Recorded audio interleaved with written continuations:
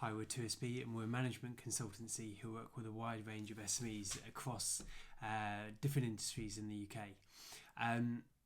Now some of the dust has started to settle on the Covid-19 situation.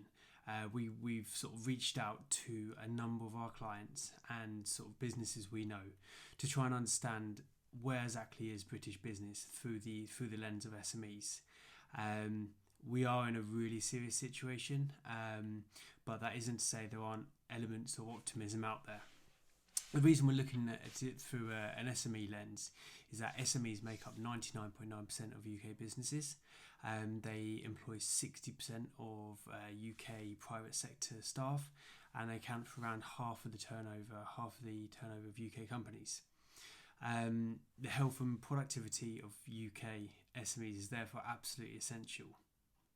So we are going to be speaking to the same group of companies on a weekly basis to track how their confidence, how their approach to sales, HR, their general sentiment, and their approach to investment changes as the COVID-19 situation develops.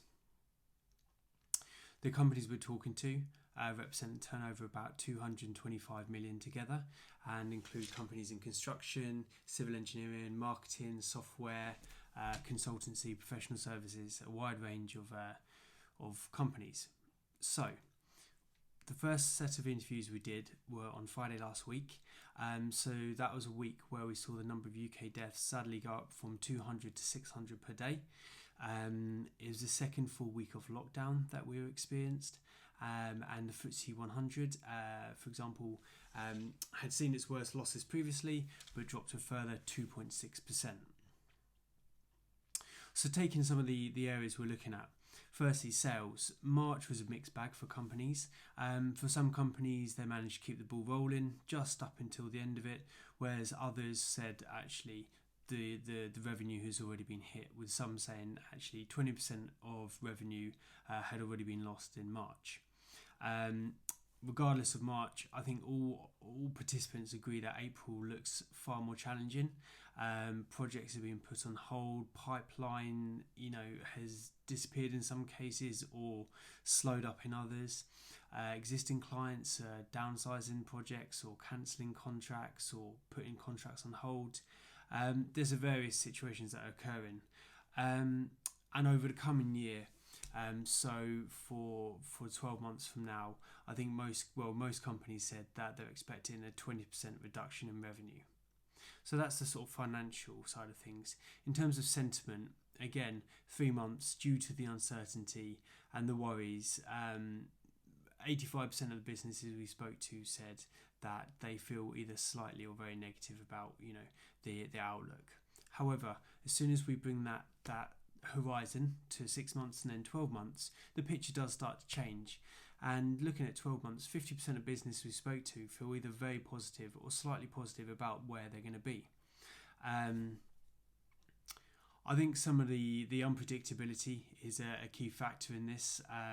75% of the businesses said it's really difficult to predict where sales are going to be. I think other pressing concerns include what happens if a full-scale recession occurs. So not just the segments that are currently impacted, but all business are, the confidence and spending power is really brought down. Others stated cash flow is obviously a concern in the short and medium term, and there's a general worry about when will business start picking up again.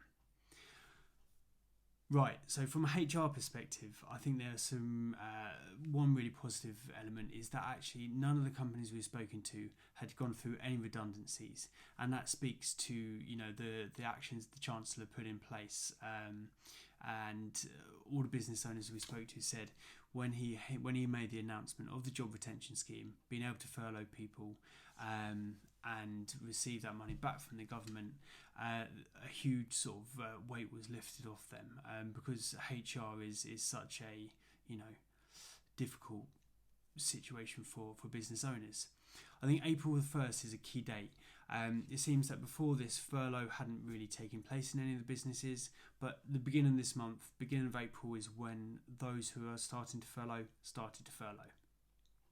Of those who have taken other courses, 35% of the companies we spoke to had made pay reductions, and 25% had chosen to reduce the working hours of their staff. Now, regardless of the businesses, communication was something that all of them said was of vital importance. So whether that was speaking to their staff and saying, look, this is the situation, trying to find out, if they were to be furloughed, what impact would that have in their life, and really sort of take a human approach to how they're dealing with HR. So for the last couple of weeks, I think HR has been one of the main focuses for a lot of these businesses.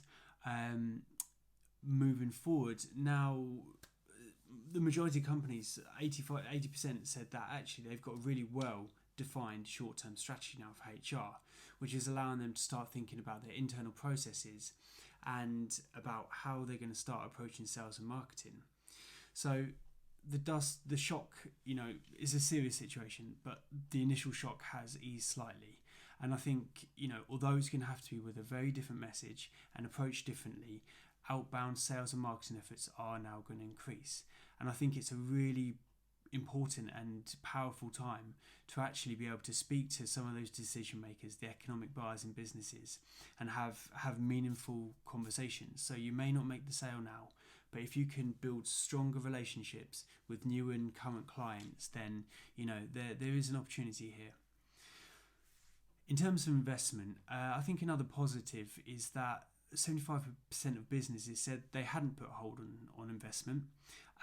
Although the investment does need to be selective and has been restricted slightly, they are still investing and they still want to move forward in this time. Equally positive, I think, is that there's 6% of businesses say they're really committed to training in this time.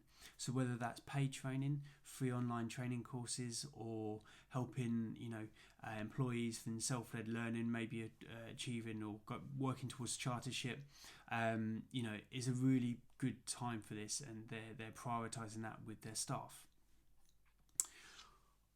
I think as a sign of optimism, and sort of finish up this first video, there were quite a few different ways in which the companies had a positive outlook.